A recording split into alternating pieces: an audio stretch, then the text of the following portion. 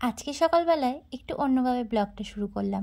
আজকে আর রান্নাবান্না সকালবেলায় কিছুই নেই, কারণ সকাল সকাল উঠে সমস্ত কিছু ছেড়ে নিয়েছি। আর এদিকে আমাকে দেখছো চুড়িদার পরে, কারণ আমি গিয়েছিলাম মাম্মামকে স্কুলে দিতে। মাম্মামকে স্কুলে দিয়ে এসে ঘরের যে বাসি কাজটা ছিল সেটা সেরে নিলাম, কারণ মাম্মামকে স্কুলে দিয়ে এসেছি ততক্ষণ যে সময়টা পাচ্ছি সেই সময়টার মধ্যে আমি ঘরের কাজবাজগুলো সেরে নিয়ে বাকি যে কাজগুলো রয়েছে সেগুলো সেরে নেবো। তাই তোমাদের দাদাভাইও কাজে চলে গেছে, ওকেও টিফিন করে দিয়েছি, ওর টিফিন নিয়ে কাজে চলে গেছে। তো আবার সেই দুপুরবেলা খেতে আসবে, তার আগে সমস্ত কিছু হয়ে যাবে। তারপর এদিকে ঘরের কাজবাজগুলো করে নিয়ে তারপর যাবো মাম্মামকে স্কুলে আনতে।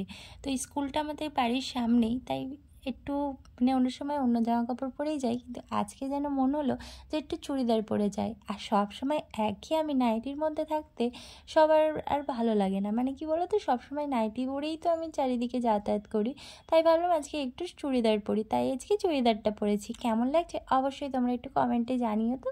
আমি সেরকম একটা চুড়িদার পরি না, কোথাও গেলে তখনই পরি, নয়তো পরি না, ঘরে থাকলে নাইটি পরেই থাকি। তাই আর অতটা চুড়িদার পরা হয় না, তাই একটু অড টাইপের লাগে সবসময় চুড়িদার পরে থাকলে। দেখলেও লোকে বলে যে কোথায় গেছিলি, তো সেই জন্য আমি সবসময় চুড়িদার পরি না, একটু কমই চুড়িদার পরি। আর এদিকে ঘরের কাজবাজগুলো করছিলাম, আর এদিকে বিছানার চাদরটা তো আমার অল টাইম ফেভারিট। এটা মানে সব সময়ের জন্য ভালো লাগে। আর তোমাদের কেমন লাগছে বিছানার চাদরটা অবশ্যই জানিও। আর এটা দেখছো যে এটা হলো আমরা রাত্রিরে এখন শীতেতে গায়ে দিই, আর এটাতে না ভালো ঠান্ডাটা যায়, বুঝেছো তো। এটাতে গরম হয় অনেকটা, আর আমাদের এটা দিয়ে এখন আপাতত কাজ চলে যাচ্ছে। যদি এরপরে আরও বেশি ঠান্ডা পড়ে তখন নয় ব্ল্যাঙ্কেটটা বার করা যাবে। আর কি করব, ব্ল্যাঙ্কেটটা আমাদের বিছানাতেই পাতা রয়েছে, তাই আর ওটাকে তুলে ভালো করে কেচে তারপর গায়ে দিতে হবে। তারপরে এদিকে ঘরে টুকটাক অনেক কাজ ছিল, রান্নাটাই শুধু হয়েছিল, বাদবাকি ঘরে অনেক কাজ ছিল। সেগুলো সমস্ত কিছু আজকে তোমাদের সাথে থাকছে। তোমরা ভিডিওটা স্কিপ না করে ভিডিওটা দেখতে থাকো, অবশ্যই তোমাদের ভালো লাগবে ভিডিওটা। তো এখানে অনেক কাজ পড়ে রয়েছিল, তো কাজগুলো একে একে সেরে নিয়েছিলাম। আর এদিকে যে পাশে যে আলনাটা রয়েছে না, আলনাটাও আজকে গুছিয়েছি। তো এদিকে কথা বলতে বলতে আমার কাপড় কাচাও হয়ে গেছে। কাপড় কাচাটা তোমাদের সাথে শেয়ার করলাম না, কাপড়টা মিলছিলাম, মিলতে মিলতে আমার মেয়ের স্কুলের দিদিমণির সাথে কথা বলছিলাম। আমাকে বলছে, কী রে তুই ক্যামেরা নিয়ে কী করছিস? আমি বলছি কী আর করবো, ভিডিও বানাচ্ছি। বলছে কি তুই ব্লগ বানাস? আমি বলছি হ্যাঁ বানাই। বলছে যে ভালো কর। এই উৎসাহিতগুলো যখন পাই না, সত্যিই খুব ভালো লাগে। সবাই মিলে খান, বাঁধাকপি দিয়ে আলু দিয়ে তরকারি করুন, লাউ লাউ চিংড়ি করুন, লাউ আছে এখানে।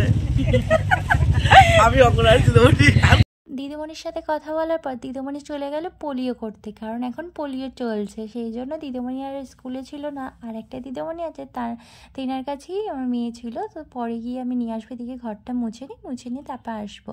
তো স্কুলে দিদিমণিদের ব্যবহার সত্যিই খুব ভালো, আর ভীষণই মানে সবাইকে সাহায্য করে, গরিব মানুষদেরকে বলো, এবং অনেক হেল্প করে সবাইকে। আর ব্যবহারও ভালো, সমস্ত কিছু ভালো। সামনেই স্কুল, আমাদের কোনো অসুবিধা হয় না। ভালোভাবে বাচ্চাদেরকে রাখে, পড়াশোনা করায়, সমস্ত কিছু। তাই নিশ্চিন্তে ওখানে দিয়ে নিশ্চিন্তে থাকা যায়। সেই জন্যই ওখানে দিয়ে আমি চলে আসি, যেটুকু টাইম পাই সেটুকু টাইমের মধ্যে কাজবাজ সেরে নিই। তো এদিকে দুপুরে কাজবাজ সারার পরে আর সেরকম একটা ব্লগ করা হয়নি। তো এখানে আমি বসেছিলাম, নতুন একটা কাজ নিয়ে এসেছি, তো সেটাই করছিলাম। তো এদিকে হলো ছেলেদের যে প্যান্ট হয় না, ওই প্যান্টের কাজ নিয়ে এসেছিলাম, ওটাই বসে বসে সুতো কাটছিলাম। বসে থাকতে ভালো লাগে না, কাজ করতে করতে এমন অভ্যাস হয়ে গেছে না, বসে থাকতে একদমই মন চায় না। সেই জন্য কী আর করবো, যতটুকু হয় হাত খরচা তো উঠবে, সেই জন্য আমি মালটা নিয়ে চলে এসেছি। যতটুকু হয় করব, কাজ বাজ সারার পরে যতটুকু টাইম পাই সেটুকু টাইমে করার চেষ্টা করব, সেই জন্য এটা নিয়ে এসেছি। তো এটা নিয়ে এসে না করতে করতে আমার কোমর হাত পা এত ব্যথা করছে, কি বলবো। রাত্রিরে বিছানায় শুলে না আমার আর কোনো অসাদ থাকছে না, এত কোমর যন্ত্রণা করছে। মানে একভাবে বসে যেহেতু কাজটা, সেই জন্য প্রচণ্ড অসুবিধা হচ্ছে, আর কোমর ব্যথা একদম ধরে যাচ্ছে। আর হাতটায় যে কাঁচিটা ধরে আছে না, হাতটাও ব্যথা করছে। আর কন্টিনিউয়াসলি হাতে করে যে সুতোটা টানতে হচ্ছে, ওটাতেও হাতটা পুরো ব্যথা হয়ে থাকছে। কিন্তু কী বলতো, প্রথম এই একটু অসুবিধা হবে, তারপরে আবার যখন অভ্যাস হয়ে যাবে তখন ঠিক হয়ে যাবে, তখন আর সেরকম একটা প্রবলেম হবে না। তখন কাজবাজ করতেও আমার সুবিধা হবে, আর সেরকম মনেও হবে না, আর হাতে চালু মানে যে স্পিডটা যদি চলে আসে তখন আর অসুবিধা হবে না, কাজটা তাহলে অনায়াসে আমার হয়ে যাবে। তো আরও যারা করে তারাও সেটাই বলছিল। তো এই অবধি ভিডিওটা ভালো লাগলে তোমরা চ্যানেলটিকে সাবস্ক্রাইব করে